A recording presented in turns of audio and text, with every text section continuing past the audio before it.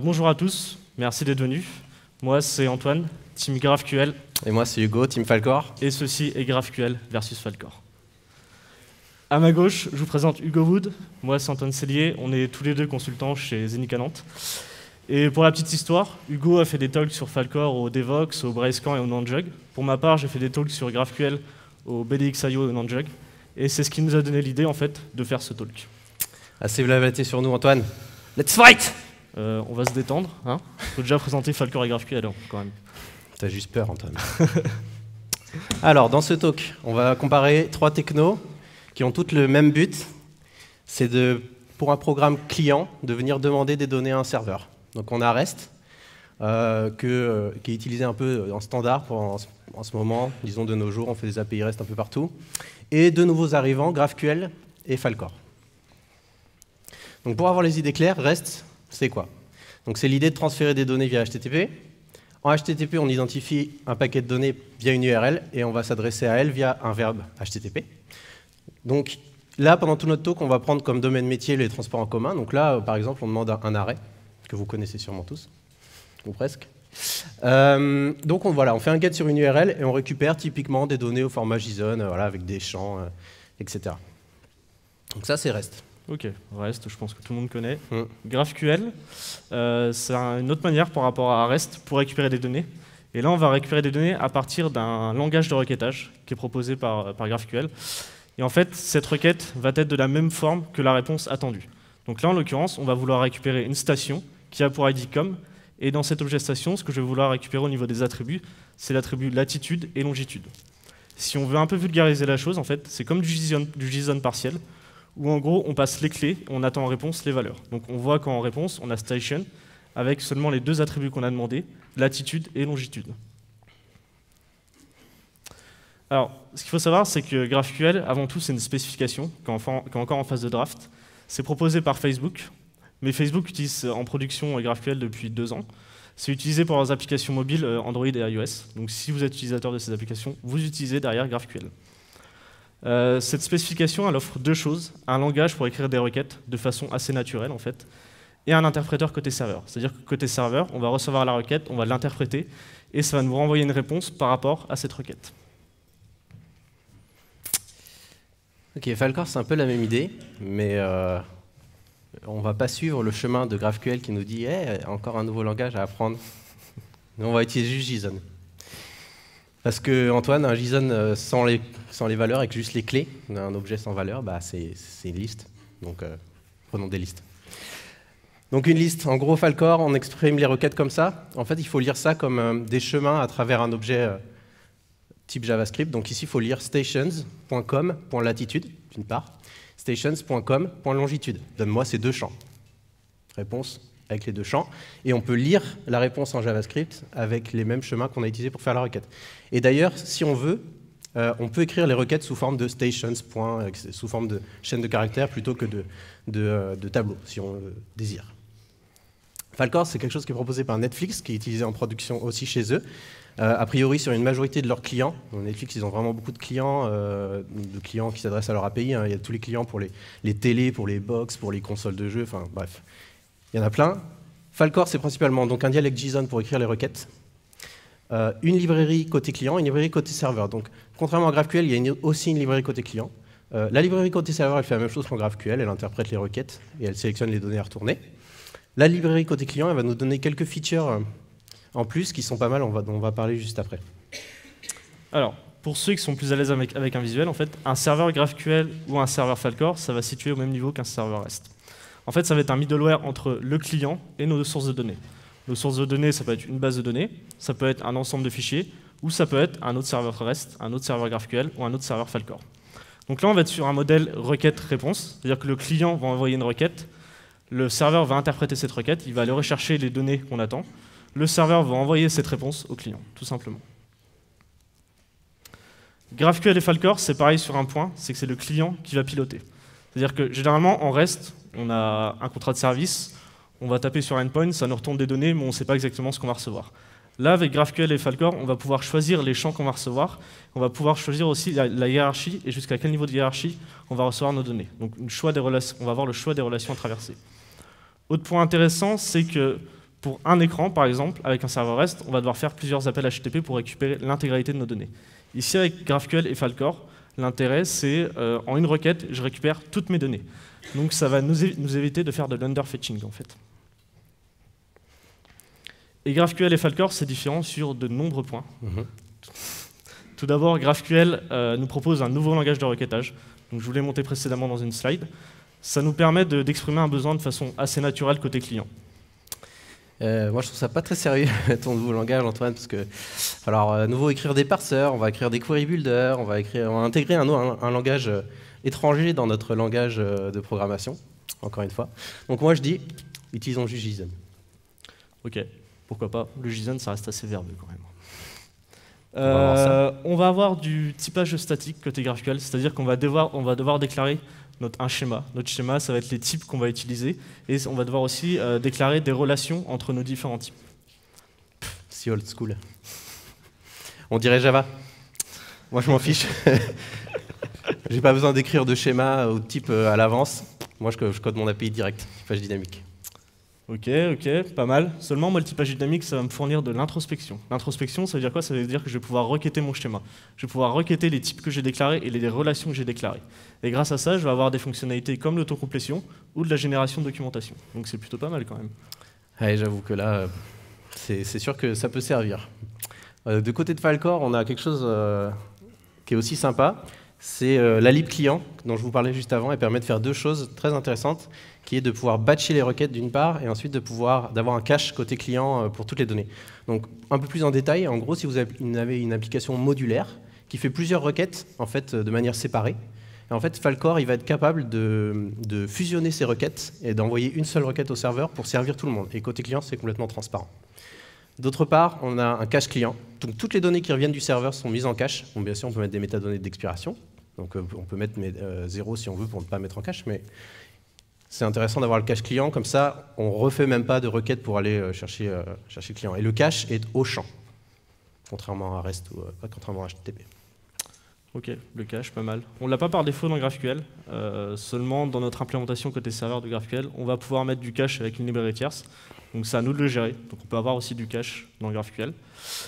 Et pour le batch, c'est pas encore écrit dans la spec, seulement au React Europe de cette année, ils ont parlé que dans le futur de GraphQL, on pourrait faire des opérations de batching. Donc ça va arriver, t'inquiète pas. Ils ont dit combien de pages ça allait ajouter à la spec? Je sais pas. Pour GraphQL, c'est une spec, donc on va avoir des implémentations disponibles. Il y en a énormément en JavaScript, en Java, en PHP, en Go. On a énormément de choses disponibles. Et en Falcor, ça permet. Oui, bon, il y en a qu'une. D'accord. En JavaScript. Ok, encore un framework de hipster. À Netflix, ils ont une implème Java, mais ils l'ont pas open sourcé encore. Je sais pas ce qu'ils foutent, mais bon. Mais oui, c'est sûr, il y en a qu'une. Mais bon, après, toi, t'en as N, mais est-ce qu'elles sont toutes de bonne qualité? Ça va. On a une bonne adoption de GraphQL, c'est-à-dire qu'il y a une bonne. Au niveau de l'écosystème, on a de nombreux toolings. C'est utilisé en prod chez Facebook, c'est utilisé en prod côté français chez Allociné, chez 20 minutes. L'API de GitHub est consultable à partir de requêtes GraphQL. Il y a de nombreux tutos sur GraphQL, pas mal de confs qu'on retrouve sur YouTube, donc à ce niveau-là, c'est plutôt pas mal. Et côté Falcor, ça paraît d'être la joie. Ok, assez discuté, Antoine. Let's fight. Non, mais tu vas te détendre là, on n'a pas expliqué les règles, ça sera après. Ok, vas-y, t'insistes, dépêche. Alors, pour départager, donc, en fait on a 3 technos, REST, GraphQL et Falcor. On va développer une application web de transport. Pour ça, on va utiliser les données des transports de l'agglomération nantaise. Ce qu'il faut savoir, c'est que pour ce genre de projet, ce qui va être utilisé, c'est plutôt un serveur REST avec une base de données. Ce n'est pas vraiment le use case de Falcor et GraphQL. Le use case de Falcor et GraphQL, c'est quand on a de nombreux clients, beaucoup d'utilisateurs et qu'on ne connaît pas forcément la qualité de connexion des utilisateurs. Alors ça, c'est les use cases d'origine. C'est les use cases d'origine, exactement. Pour notre cas, on va quand même utiliser Falcor et GraphQL parce que c'est ce qu'on est amené à développer au quotidien. Donc, voilà. Ouais, voir si ces deux technos s'adaptent bien à notre boulot. Pour départager ça, on va avoir des user stories. On va étudier les requêtes à faire, c'est-à-dire que pour tel écran, je vais avoir besoin de récupérer telle et telle donnée. Et à chaque user story, on va attribuer des points et on va faire le bilan. Et on va utiliser un outil pour les départager qui s'appelle Raccord. Raccord, ça va permettre d'exécuter des requêtes Falcor et GraphQL. On va avoir une traduction dans les deux sens, c'est-à-dire du Falcor vers du GraphQL et une traduction de GraphQL vers du Falcor, une traduction des requêtes. On vous a mis le lien vers notre projet qu'on a développé avec Hugo. Ouais, et on a le petit cœur pour prouver que c'est un projet open source authentique. Exactement, donc si vous voulez contribuer, n'hésitez pas. C'est bon, on peut y aller ou pas? Allez, c'est parti. Ok, alors première user story, je veux la liste des prochains passages pour un arrêt donné. Donc sous-entendu, voilà, les arrêts de bus de tram, quand est-ce que les bus et les trams ils passent à un tel arrêt. Donc moi je vois bien un écran avec une liste d'arrêts, et puis on sélectionne un arrêt, et puis ça nous donne la liste des prochains bus et trams qui passent à cet arrêt-là. Si on analyse un peu le vocabulaire métier, on a deux mots principaux ici, c'est les passages et les arrêts. Donc on va avoir des ressources, passages et arrêts dans nos API. On a fait les API en anglais. Donc je vous dis tout de suite, arrêt c'est station, et passage c'est stop. Attention. Alors en reste, qu'est-ce que ça donne? On tape, on fait un get sur /stations pour récupérer la liste des arrêts. On passe des paramètres de pagination parce qu'il y a beaucoup trop d'arrêts pour pouvoir les charger tous d'un coup. Et en retour, on a une liste d'ID d'arrêts qu'il va falloir aller chercher pour voir nos données. Donc voilà, pour chercher un arrêt unitaire et on récupère l'ID, son nom, la position, etc. Pour les passages, même chose, /stops. On a besoin de dire de quel arrêt il s'agit, les passages à quel arrêt, à partir de telle heure et quel jour. C'est une after, c'est un date time, okay, parce qu'il y a les horaires roses, les horaires bleus, etc. Donc il faut donner le jour. Et à nouveau de la pagination, pour savoir combien on en veut. En retour, même principe qu'avant, on récupère des ID de passage à aller chercher. On va chercher un passage, on récupère l'ID, on récupère l'arrêt concerné, l'ID de l'arrêt, l'ID de la ligne, la direction et l'heure. Ok, donc là tu utilises REST, on voit que tu fais énormément de requêtes. Vous faites peut-être pas de cette manière, vous utilisez peut-être REST à la sauce RPC, c'est-à-dire que Hugo, quand il fait un get station, il récupère un tableau d'ID, ensuite il est obligé de faire une autre requête pour récupérer l'intégralité des données d'une station. À la sauce RPC, on va directement faire un get station avec notre query params qui correspond à la pagination. Et ce que je vais récupérer ici, c'est non pas un tableau d'ID, mais une collection d'objets station. Donc en une requête, je vais avoir l'intégralité de mes stations avec l'intégralité de leur information. Et ça va peut-être poser des problèmes, Hugo, je pense. Le RPC. En fait, REST et RPC vont avoir, en fait, ça paraît peut-être pas, mais ils vont avoir des caractéristiques techniques complètement différentes. Donc du coup, on va introduire un quatrième combattant. On va avoir quatre combattants, REST, RPC, GraphQL, Falcor. Ça peut paraître bizarre de se mettre en mode complètement REST et de faire N requêtes pour aller récupérer nos données. Il y a une bonne raison. REST, en fait, il y a une des contraintes de REST qui dit que toutes les données doivent être cachables, donc mettables en cache. Et pour ça, on est obligé pour une donnée, par exemple le nom d'un arrêt, il faut qu'elle soit visible à une seule position, donc une seule URL. Si elle est à deux positions, la liste et l'élément individuel, c'est impossible de mettre en cache. Le navigateur n'est pas capable de faire la relation entre les deux URL. Donc voilà pourquoi. C'est un trade-off. REST, vous pouvez utiliser le cache du navigateur. Par contre, vous faites beaucoup de requêtes, mais vous n'avez pas forcément besoin de les faire vu que vous avez un cache. Alors que RPC, vous faites la requête à tous les coups, parce que vous ne pouvez pas mettre en cache, par contre, vous ne faites pas beaucoup de requêtes. Donc c'est un trade-off, ça peut dépendre du métier, ça peut dépendre de la connectivité des clients, etc. Qu'est-ce que ça donne en Falcor en GraphQL? On va utiliser notre petit outil. Voilà, donc l'interface de raccord, mesdames et messieurs. Ici, à gauche, on a l'éditeur de requêtes Falcor. Ici, au centre, l'éditeur de requêtes GraphQL. Et enfin, à droite, les réponses. Ok, c'est parti. Donc on va aller chercher notre liste d'arrêts. Hop, donc on voit ici que grâce à l'introspection... Alors il y a eu une traduction de la requête GraphQL qui était écrite juste avant, c'est pour ça. Je la supprime. Vous inquiétez pas, ça va se rafraîchir. Okay. Alors, on voit qu'ici, je vous ai parlé de typage statique et d'introspection. On voit qu'ici, je vais avoir de l'autocomplétion en fait. Là, je vais pouvoir avoir les différentes données que je vais pouvoir requêter. Donc là, ici, ce que je veux, c'est station. Voilà.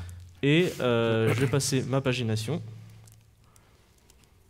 Je commence de 0 et je veux les 10 premiers. Vous voyez qu'en fait, on a la traduction vers Falcor en temps réel, enfin à la frappe. Et donc ici, j'ai 5 attributs de dispose que je vais récupérer, c'est l'ID des stations et le label. Hop, si je fais un fire GraphQL, donc je récupère mes stations dans un tableau, et pour chaque station, on voit bien que j'ai récupéré 2 attributs, l'ID et le label. Ok, parfait. Regardons un peu du côté de Filecore maintenant. Donc vas-y, Un petit balance la requête. Ok, donc une différence qu'on voit par rapport à GraphQL, c'est que vous voyez qu'au lieu d'avoir un tableau, JSON, on a un objet avec des index numériques. C'est très important parce que Filecore, comme je vous ai dit, utilise un cache client. Donc il faut que chaque donnée soit identifiable de manière unique. Est-ce que tu peux modifier from à 1, s'il te plaît, Antoine? Relance la requête Filecore. Ok. Donc vous voyez que maintenant, on n'a plus l'index 0. D'accord? Alors que si tu fais GraphQL, on a toujours une liste. Je n'ai pas mes index. Le client est incapable de dire si on commence à 1 ou pas. D'accord. Mais si tu veux accéder aux fonctionnalités d'un array en JavaScript, par exemple, comment tu fais? Tu es obligé d'avoir une petite fonction utilitaire pour retransformer ça en tableau. Mais tu peux aussi directement faire une boucle for in en JavaScript et ça marche pareil. D'accord. Pas obligé de le transformer.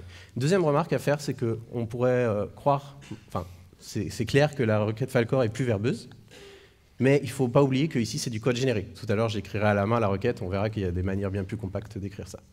Ok, donc ça c'est l'écran pour récupérer notre liste de passages. Et maintenant on veut récupérer les arrêts. Ça, c'est les arrêts. Des arrêts, excusez-moi. Ouais. Et maintenant on veut récupérer les passages pour un arrêt donné. Donc pour ça, je vais requêter sur stop et je vais passer station ID. On va mettre l'ID pour commerce. Je veux les arrêts à partir d'une date. On utilise les données de la TAN qui sont sur Open Data Nantes. Donc c'est les données réelles.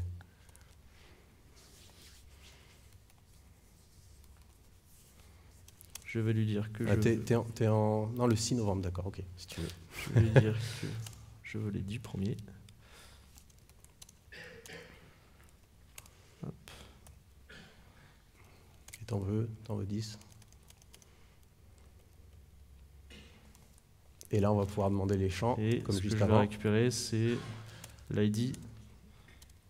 Le label et la direction. Et le time, peut-être. La direction. Le time, c'est plus important. Et le time. Voilà. Ok.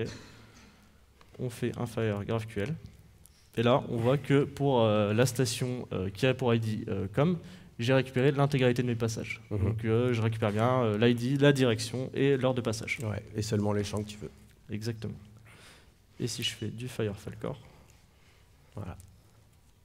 Même chose. Même chose. Ok? Ok, c'est bon pour ça? Ouais. Allez. Alors, bilan.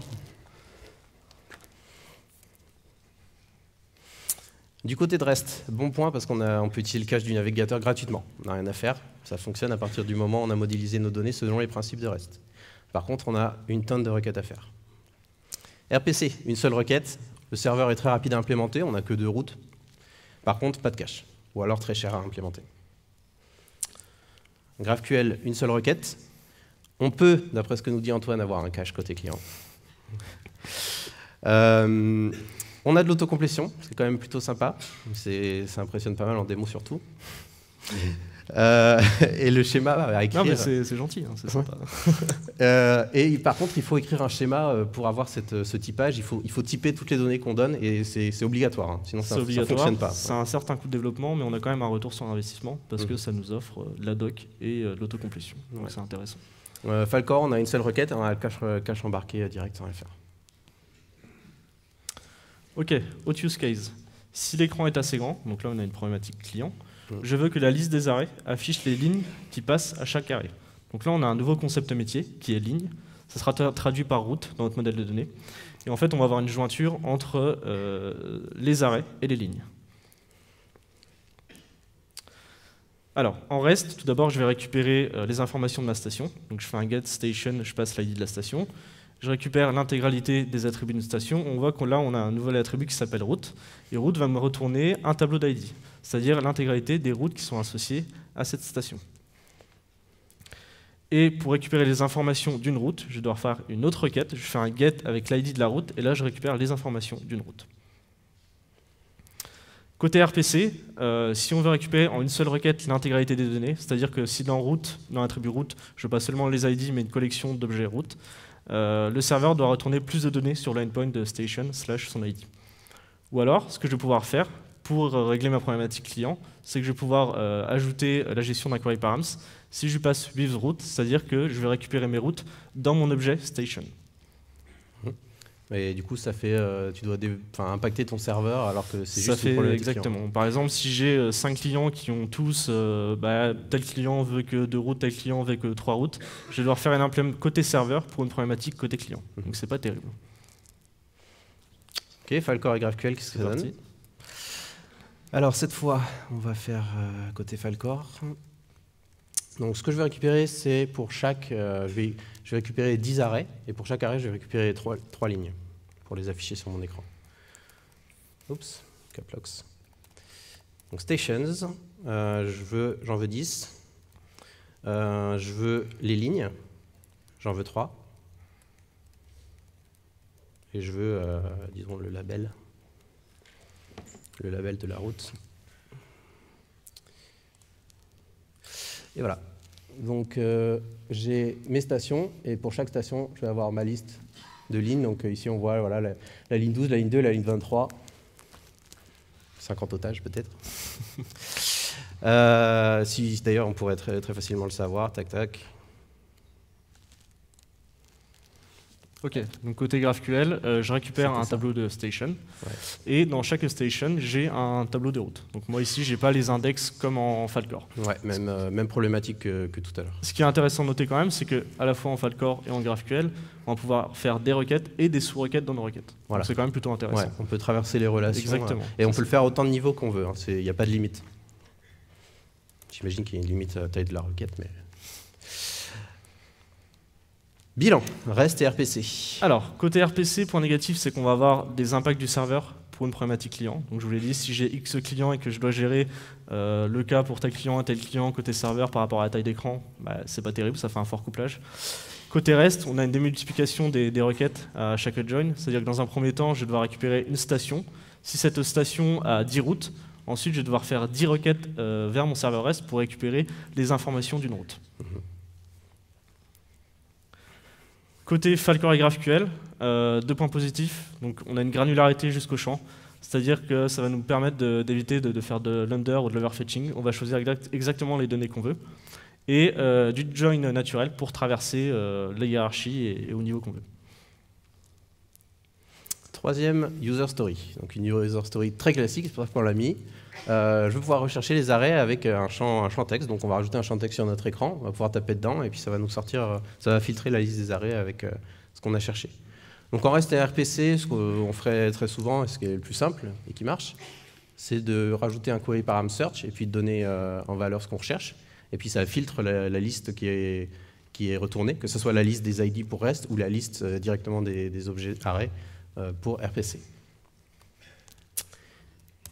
Avec Falcor et GraphQL, je viens de te laisser faire. Ouais, Antoine. Donc ça va pas être sorcier, vous allez voir. On laisse les routes. Allez. Ouais. Ok, donc là j'utilise mon autocomplétion parce que j'en suis fier. Hop. Et ici, je vais faire une recherche sur les stations qui contiennent la chaîne de caractères. Si je vais rechercher, on voit bien qu'ici, toutes les stations qui me sont retournées correspondent bien à ma recherche. On voit ici que j'ai CO. Voilà, tout simplement. Est-ce que tu peux faire GraphQL Falcor, tu veux choisir GraphQL? Non. Ok, donc les mêmes résultats, mais on peut voir qu'il y a une petite différence de structure qui est que dans les résultats de Falcor, on a search d'une part et on a aussi la query, le CO dans l'objet JSON. Alors, je vous avais dit que on utilise les chemins qu'on donne dans la requête pour exploiter la réponse. Donc c'est normal que si on a CO dans la requête, c'est normal qu'on ait CO dans la réponse. Mais d'autre part, ça veut aussi dire d'autres choses. Encore une fois, Falcor respecte les principes de REST, dont la cacheabilité. Et ça veut dire qu'ici, les résultats de CO sont mis en cache à ce niveau-là, dans cette structure. Et donc, si l'utilisateur recherche la même chose, c'est qu'il n'y a pas de requête serveur du tout. Donc ça, c'est quand même plutôt sympa, surtout si l'utilisateur cherche souvent la même chose. Donc voilà. C'est tout? C'est tout. Ouais. Alors, du coup, bilan sur la recherche. Ben, tout le monde a égalité. C'est facile chez tout le monde. C'était pour vous prouver que Falcor et GraphQL sont capables de faire de la recherche extrêmement facilement. J'espère que vous en êtes convaincus. Ok, quatrième user story, quatrième et dernière. Malheureusement, on aimerait bien en faire 4 autres si on avait 1 heure de plus, mais bon. Je voudrais mettre des arrêts en favoris, pour essayer d'éviter justement de rechercher tout le temps, hein, pour avoir un accès rapide. Donc on va avoir des petites étoiles dans notre liste d'arrêts, on va pouvoir cliquer dessus, puis ça va passer en haut de la liste. Et c'est aussi pour vous montrer comment on fait de l'écriture, de la modification de données avec GraphQL et Falcor. Donc en reste, ce qu'on ferait probablement, on ferait un patch sur la ressource voilà, Stations Favorites et puis un User ID. Et on passe encore de la requête à un add avec la station qu'on veut mettre en favori. Et puis pour enlever le favori, on fait pareil avec un champ remove. Pour consulter, on fait un get sur cette ressource qu'on a modifiée. Cette ressource, en fait, c'est une liste de favoris. Donc on ajoute et on retire dedans. Et quand on veut consulter, on va la chercher. Encore une fois, c'est une liste d'ID. Côté RPC. Alors côté RPC, c'est un peu on fait ce qu'on veut, quoi. C'est ça. RPC, c'est ouais, vous faites ce que vous voulez, c'est pas grave. De toute façon, on s'en fiche du cache et tous ces trucs. Moi, je m'en fiche, je veux juste récupérer mes données. Donc n'importe quoi. On fait un put sur stationscom. Directement, on vient modifier la ressource d'arrêt, ce qu'on ne pouvait pas du tout faire en REST, parce qu'on ça aurait mélangé des données user avec des données statiques qui n'ont pas du tout le même taux de changement dans le temps. Là, on s'en fiche. On dit j'ajoute un champ favorite true, ça ne respecte même pas la spec HTTP, mais on s'en tape. Favorite false pour retirer le favori. Et on consulte en faisant notre route habituelle qui récupère toutes nos données de toute notre appli presque. Slash stations, on met la pagination, et on va récupérer nos objets arrêts comme d'habitude, mais sauf qu'on va avoir un champ supplémentaire qui dit si c'est en favori ou pas, pour le user courant. Qui est le user courant? On s'en fiche. Ça passe en header, on s'en fiche du cache. Donc côté GraphQL. Donc là, jusqu'ici, en GraphQL, comme l'a dit Hugo, on a vu des opérations de lecture. On va pouvoir faire aussi des opérations d'écriture. Donc dans mon schéma, j'ai déclaré des queries, mais je vais aussi pouvoir déclarer des mutations. En l'occurrence, add favorite, c'est une mutation. Ici, on va dire add favorite on va ajouter en favori la station qui a comme ID com, et je vais l'ajouter en favori pour l'utilisateur Antoine. Ensuite, entre accolades, on a notre payload. C'est-à-dire qu'une fois que la mutation est exécutée, une fois que j'ai ajouté ma donnée, par exemple, dans ma base de données, le serveur GraphQL va me retourner l'attribut ID et label de la station qui a été ajoutée en favori. Donc si je te suis bien, Antoine, c'est un peu comme une fonction qui prend des paramètres et puis qui retourne une entité dont on peut filtrer. Ouais. C'est ça.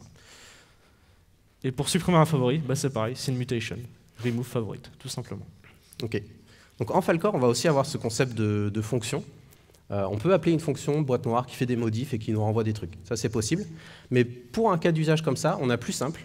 Ah, excuse-moi, je t'ai coupé. Oui, exactement. C'est vrai.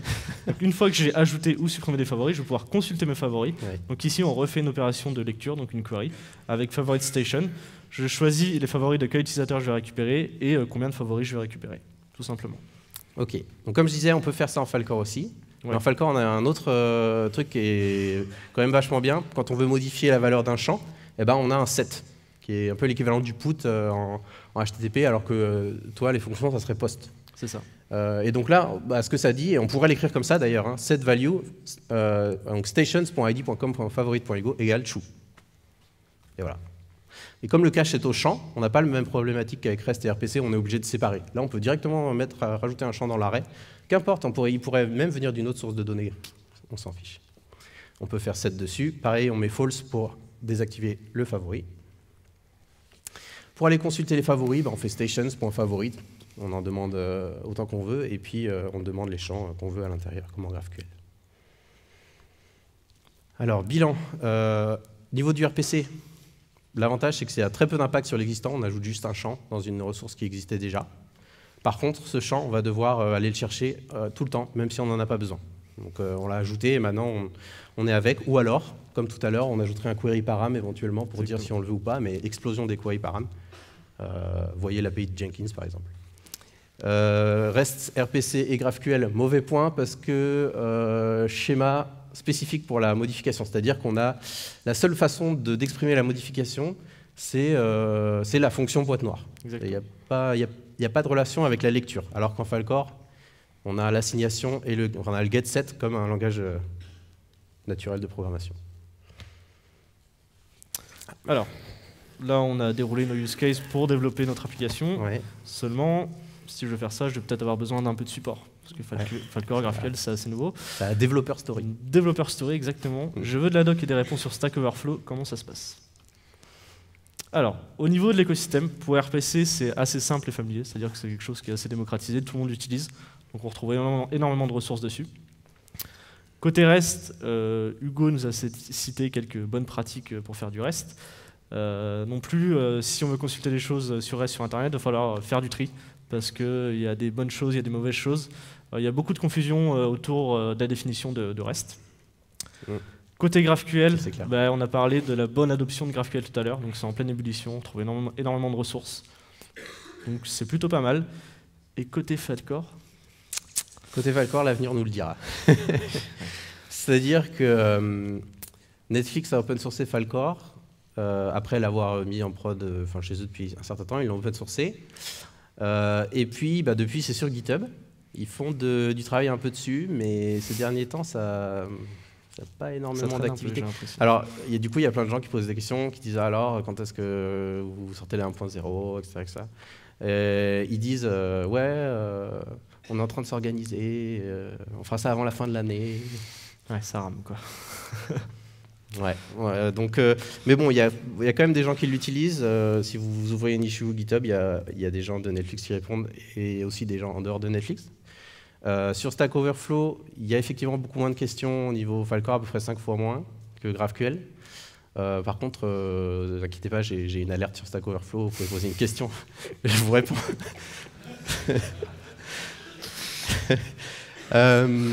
Donc voilà, on ne sait pas trop. Soit ils vont s'activer et ça va marcher, soit ils vont laisser tomber, je ne sais pas trop ce qui va se passer. Mais c'est quand même une belle technologie.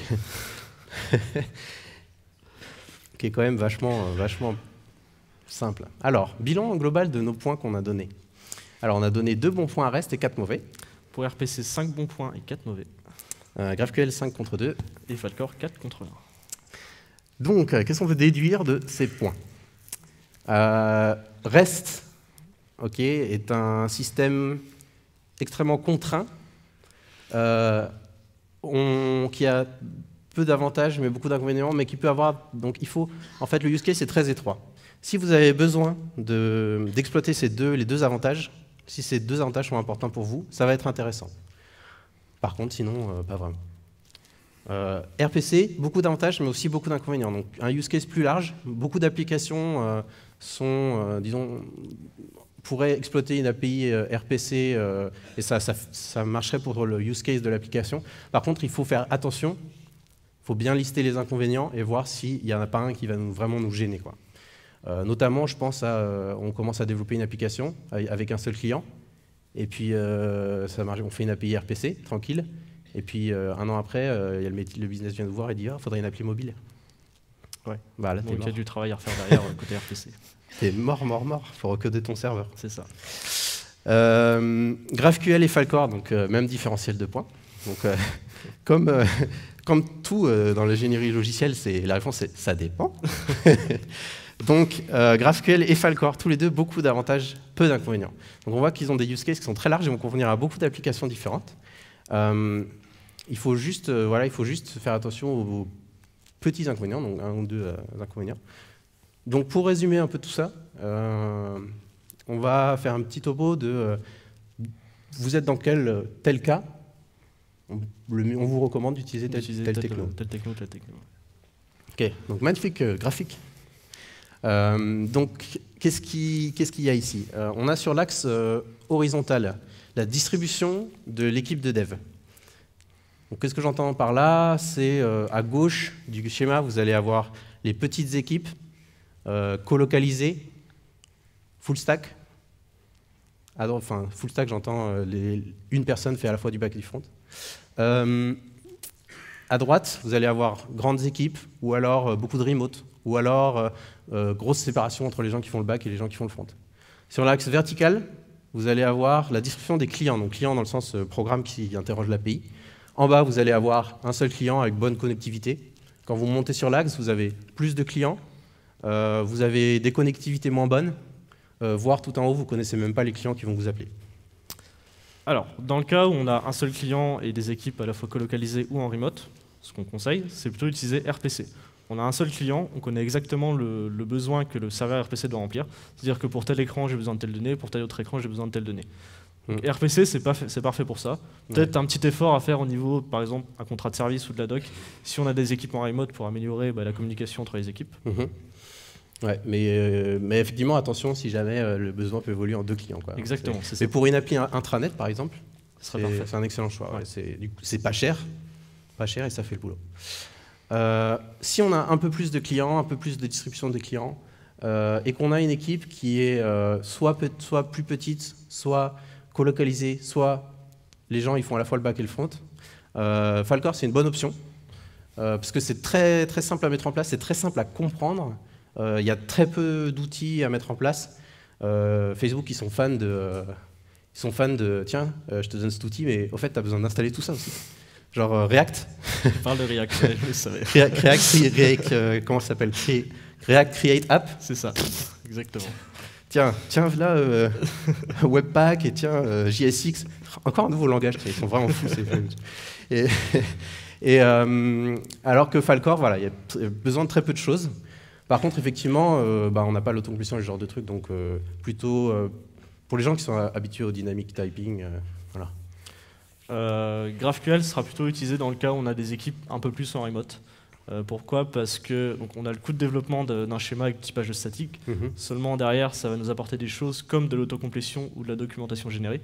Donc on peut se permettre d'avoir des équipes en remote parce que ce genre d'outil, ça va améliorer, encore une fois, la communication entre les différentes équipes. Ouais. Et en particulier, si les gens ils font que du back ou que du front. C'est ça, exactement. Ouais. Parce que vous avez dû voir que quand ils sont vraiment séparés, ça peut être la guerre, quoi. C'est ça. Et ça, c'est vrai que là, GraphQL, dans ce cas-là, c'est bien. Parce que du coup, les mecs du front, ils ont l'autocomplétion, vérification à la compile, etc. Exactement. Quant à REST, alors REST, on l'a mis tout en haut parce que ça serait plutôt pour le cas où vous avez une API qui est publique et ouverte. Vous ne savez pas en fait les use cases qui vont vous attaquer, vous ne connaissez pas les clients. Et en fait, REST, d'une part, ça va vous donner le plus petit commun dénominateur, c'est du HTTP classique, et donc tout le monde le supporte, enfin, il y a du HTTP pour toutes les plateformes. Et d'autre part, les contraintes de REST, si vous les appliquez correctement, comme on l'a fait là, ça vous force en fait à faire des grappes de données qui sont génériques. Vous n'allez pas imposer en fait des use cases à vos clients. Vos données sont bien, je trouve pas mon mot, elles sont bien découpées. Voilà. Donc voilà, les choix de la techno en fonction de votre use case.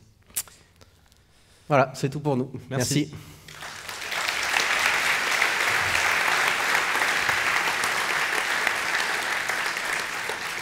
Et j'espère que vous avez des questions, parce qu'on a plein de temps.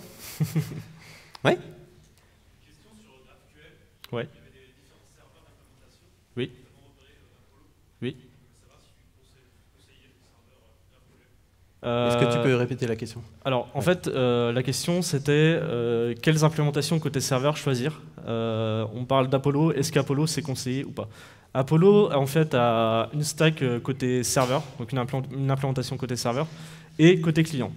Moi, ce que j'ai testé à l'heure actuelle, c'est GraphQL.js, donc qui n'est pas rattaché à Apollo. Après, j'ai regardé un peu la doc d'Apollo, c'est super bien fait. Ça me semble assez simple. Et si côté client tu utilises aussi Apollo, ça permet entre guillemets de bien se brancher entre les deux. Donc si côté client tu veux faire du Apollo, je te conseille aussi côté serveur de faire du Apollo. Et l'avantage d'Apollo, c'est que côté client, tu peux utiliser sur une stack Angular, React ou ce que tu veux. Chez Facebook, ils ont développé Relay, qui est du GraphQL côté client, mais spécifique pour une application React en fait. Donc Apollo, ça te permet d'élargir ton choix de techno côté front en fait, si tu veux utiliser du GraphQL. Et on parlait aussi de la librairie pour faire du cache côté client. Apollo fait le cache, par exemple. Apollo fait le cache, exactement. Ça doit être ultra compliqué. Je ne sais pas combien pèse la lib, mais je dis ça, je dis rien. Une autre question? Oui.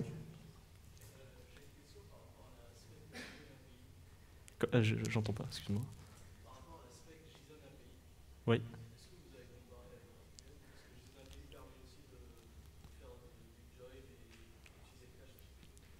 Tu parles d'une API qui renvoie un media type spécifique avec du JSON qui est formaté de manière particulière avec certains champs, etc.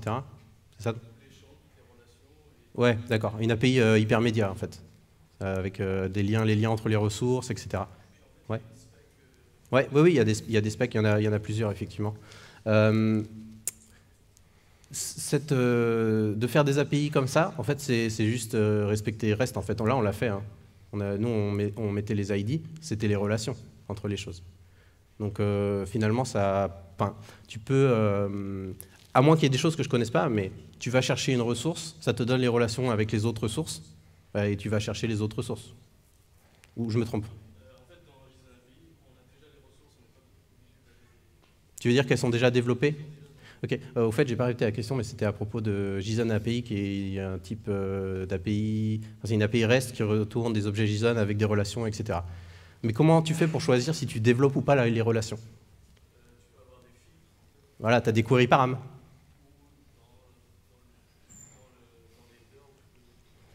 Voilà, donc, alors si dans les headers, si tu passes des filtres et des trucs pour savoir si tu développes les ressources, les sous-ressources, donc déjà, tu ne peux plus mettre en cache parce que les headers ne sont pas identifiants de la ressource.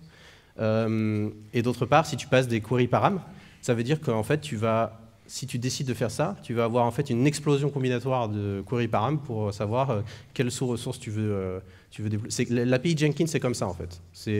Vous dites, OK, je veux les builds, mais au fait, je veux aussi développer toutes les sous-ressources à un niveau 1, 2 ou 3, et je veux tel ou tel champ, et puis tu as 40 queries param.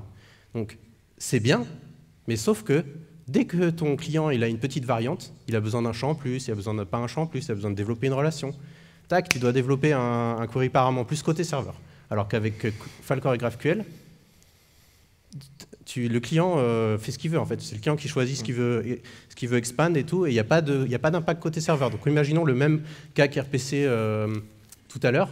Tu commences ton application, tu fais ton serveur GraphQL ou Falcor et tu as un client, et puis un jour on vient de dire au fait, il faudrait faire une API mobile, tu as zéro impact côté serveur, ou alors minime. Alors qu'avec une application JSON API, tu vas devoir impacter ton serveur beaucoup pour remplir tous les use cases possibles. À ce que je sache, peut-être je me trompe, on ne sait jamais, mais on pourra en discuter tous les deux après si tu veux. Est-ce qu'il y a d'autres questions? Oui.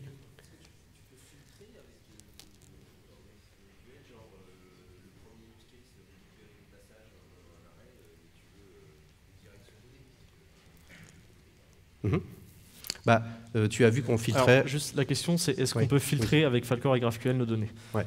Tu veux répondre peut-être je réponds côté Falcor, tu peux répondre côté... je réponds côté GraphQL, tu réponds côté Falcor. Côté GraphQL, si tu veux mettre en place du filter, tu dois le déclarer dans ton schéma auparavant. Tu as vu que, par exemple, quand on faisait station entre parenthèses nos paramètres, ça, c'est déclaré dans le schéma. C'est-à-dire que dans ma query, j'accepte tel ou tel paramètre. Et selon le paramètre qui est rempli, derrière, tu as une fonction resolve en fait, qui va résoudre ta donnée. Tu vas faire un filtre sur le paramètre que tu as récupéré dans ta query. En fait. Donc ça, tu dois le déclarer dans ton schéma aussi. Mais on en a fait partout des filtres. Hein. La recherche, c'est quoi si c'est pas un filtre? Les passages, on les a filtrés par arrêt, on les a filtrés par l'heure et le jour. C'était des filtres, donc on les a fait, sans souci. Ça répond à ta question? Une autre question? Allez, on t'apporte le micro. J'ai une question un peu orientée performance. Dans le cas où on a une requête sur laquelle on demanderait énormément de champs, tout ça, est-ce que ça peut valoir le coup de faire un warm-up de notre service pour commencer à cacher ce genre de requête? Parce qu'on peut être gourmand et demander plein de champs dans la requête et au final avoir une réponse qui prend un peu de temps, quoi. Tout à fait. Alors ça va y avoir quelques différences à ce niveau-là, au niveau de Falcor GraphQL, si tu veux répondre. Ok. Alors, Donc, ouais, la question des performances, ça revient souvent. En fait, ça va beaucoup dépendre de comment tu as codé ton serveur. Le client, effectivement, il peut demander des grappes énormes de données. Et en fait, ça dépend d'où viennent les données. Si tu dois aller taper dans des serveurs REST externes à ton infrastructure, tu vas te taper la latence. Si tu as plusieurs requêtes à faire, par exemple, en GraphQL, tu ne peux pas, si je ne m'abuse, Antoine, tu as deux sous-requêtes dans ta requête. Ouais. Tu ne vas pas pouvoir fusionner ça et faire une requête à un service externe. Exactement. Ouais. Alors qu'avec Falcor, c'est possible de faire ça. Par exemple, si tu as une base SQL unique derrière ton serveur, une requête GraphQL peut émettre n requêtes vers la base SQL. Alors qu'en Falcor, tu peux optimiser et faire une seule requête vers la base SQL. Donc les performances dépendent vraiment de comment tu as codé ton serveur. Est-ce que tu as fusionné les requêtes vers les services externes ou est-ce que c'est des services distribués, quelle latence ils ont, etc. Donc à prendre en compte. Mais tout est possible à ce niveau-là. Ton serveur, tu es libre de déporter. En fait, par exemple, ici, les arrêts pourraient être sur un microservice et les lignes pourraient être sur un autre microservice. Ça, c'est totalement possible en GraphQL et en Falcor. En GraphQL, tu fais une requête HTTP vers ton serveur GraphQL, tu lui renvoies ta requête avec ta grappe de données que tu veux récupérer. Donc là, tu gagnes on va dire, en communication réseau parce que tu fais qu'une requête. Mais entre ta base de données et ton serveur GraphQL, tu ne couperas pas, tu seras obligé de faire X requêtes entre les deux pour pouvoir récupérer l'intégralité de tes données. Voilà. Sauf si après tu mets du cache ou des choses comme ça. Et du coup, vu que tu es dans ton infra, normalement tu as moins de latence. Exactement. C'est moins problématique. Mais si c'est problématique, choisis Falcor. Du coup, ça peut valoir le coup de faire ce warm-up si on a des routes hyper utilisées qui agrègent des données. Tout à fait, ouais. Tu peux ramener à ton serveur, mettre en cache. Tout à fait, ça c'est totalement possible de le faire. Tu peux même en fait utiliser le client Falcor, la lib client sur ton serveur pour avoir le cache, utiliser le cache. Est-ce qu'il y a une autre question? Oui, là-bas. C'est voilà, au milieu.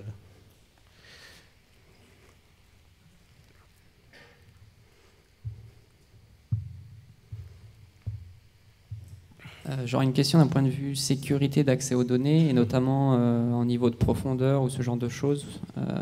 Est-ce qu'il prévoit un peu des outils par rapport à ça, ou il faut juste le faire à la main? Côté GraphQL, c'est à gérer à la main. Après, côté sécurité, en fait, dans ton schéma GraphQL, tu vas pouvoir ajouter un paramètre qui est le contexte. Le contexte va capturer par exemple le header de ta requête HTTP, et tu vas par exemple pouvoir checker s'il y a un token ou pas, si ça t'autorise à accéder à telle ou telle donnée. Mais après, tout ça, c'est vraiment à toi de le gérer. Pour GraphQL, tu montes ton schéma de données, tu définis ton type, tes relations. Tout ce qui gravite autour, ça va être à toi de l'implémenter derrière. Ce qu'on n'a pas explicité dans la présentation, c'est que GraphQL et Falcor utilisent HTTP tous les deux derrière. Donc, les deux librairies... Côté GraphQL, la spec nous dit qu'on peut utiliser le protocole qu'on veut, mais il conseille quand même d'utiliser HTTP. Ouais. En général, c'est HTTP. Donc, tous les systèmes d'authentification qu'on avait déjà avant, JWT et tout ça, restent valides. Falcor et GraphQL n'imposent rien là-dessus. La requête HTTP arrive, vous pouvez regarder l'autente et tout. Et ensuite, si c'est bon, vous transmettez la requête GraphQL à votre lib serveur GraphQL. Donc, toute l'infra HTTP reste complètement valide dans les deux cas, pour tout ce qui gravite autour, comme tu as dit. Exactement. Et Falcor, même chose. Et tu as mentionné la profondeur. Est-ce que tu voulais dire que, par exemple, c'était pour éviter des attaques type le client, il va demander un truc massif pour faire un genre de DDoS c'est ça que tu voulais dire? Non, ça serait plus les perfs. C'est plus. Okay. Alors, sur l'exemple de la TAN, c'est pas forcément facile, mais tu as accès à tes données à toi, et puis par exemple, tu peux remonter à ton manager et au manager de ton manager et récupérer des informations. Tu veux dire des droits d'accès? En fait, ouais, des droits d'accès à certains niveaux de profondeur où c'est pas forcément facile tout le temps à gérer. Ouais. Quoi. Alors, dans les deux technos, en fait, par exemple, dans le code du serveur, il va y avoir écrit, il y a un type station, enfin un type arrêt, et dedans il y a un champ route, et là tu écris une fonction resolve. C'est ça, Antoine. Exactement. Et dans cette fonction resolve, tu peux récupérer les informations qui sont envoyées par ton protocole, par exemple une requête HTTP. Et à partir de ces informations, tu lui retournes tes données ou une exception disant qu'il n'a pas le droit de récupérer ces données. En fait. Voilà. Et Falcor, donc tu peux vraiment capturer ce que tu reçois depuis le client où tu veux. Il ne faut pas oublier que ce ne sont pas des langages, ce ne sont pas des SQL.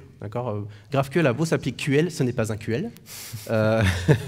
Ce sont des langages pour attaquer des API et pas des bases de données, d'accord? T'as Windows qui va faire une mise à jour, je crois.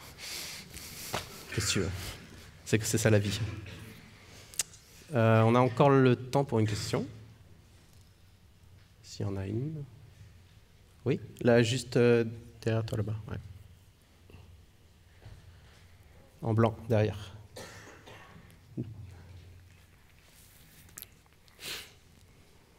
Je voulais savoir quelle est la complexité de mapper ces requêtes après sur des bases de données SQL, MongoDB ou autres bases de données. Est-ce qu'il y a des utilitaires, des librairies? Est-ce qu'on doit gérer tout ça à la main? Dans le cas de GraphQL, dans le Resolve, quand tu veux, par exemple, fetch tes données, tu vas utiliser tout simplement le driver que tu as l'habitude d'utiliser dans un service REST ou dans un RPC. Donc ça reprend vraiment ce que tu as fait précédemment dans d'autres serveurs, on va dire. Donc tu n'es pas du tout dépaysé, tu réutilises la même chose, sauf que tu englobes tout ça dans un schéma GraphQL, en fait. Exactement. Et en Falcor, donc, comme je disais, tu as deux possibilités. Soit tu fais un peu la même technique que GraphQL et donc tu vas router, en fait, disons, pour le champ label de route, par exemple, tu vas le résoudre de telle façon. Tu peux le faire à plusieurs niveaux. Par exemple, tu vas pas faire une requête en base de données pour les labels et puis la même requête quasiment en base de données pour récupérer la direction, par exemple. Ça, tu vas le faire en une seule requête, évidemment. Donc, tu as ce contrôle-là. Et aussi, en Falcor, tu as un niveau de plus qui est que tu peux, en fait, récolter, lire toute ta requête Falcor, récolter pour chaque fragment, la transformer en fait en requête pour ta base, donc par exemple en fragment SQL. Et ensuite, tu récupères tous ces fragments et tu les fusionnes. Et ensuite, tu envoies ça à ta base de données. Ça va te récupérer toutes les données d'un coup. Et ensuite, tu renvoies ça à ton client. Donc, tu as les deux modes. Donc, il y en a un qui est plus, OK, je vais attaquer, comme Netflix ils font, je vais attaquer 10, 20, 30 microservices derrière, donc je vais router à chaque microservice. Ou alors, j'ai qu'une seule base derrière et je vais en fait mapper ma requête Falcor par petits bouts ou tout ensemble, hein, pourquoi pas, à ma base SQL. Donc on a commencé pour ce projet derrière, c'est une base ArangoDB. Et j'avais commencé à regarder un peu, j'ai commencé à écrire des choses pour faire ça, transformer une requête Falcor en une unique requête AQL, qui est le langage pour ArangoDB. C'est pas trivial, mais ça se fait. Et ça vaut le coup de le faire pour un projet. Et Falcor, en fait, te donne la documentation pour dire, OK, Falcor, il a besoin de telle interface. Et ensuite, tu implémentes cette interface pour ta base. Et du coup, tu peux avoir autant de perfs que tu veux à ce niveau-là. Voilà. Okay. Ça répond à ta question? Ouais, c'est bon. Ouais, je crois que c'est fini. C'est tout, du coup, Merci beaucoup. C'est fini. Merci.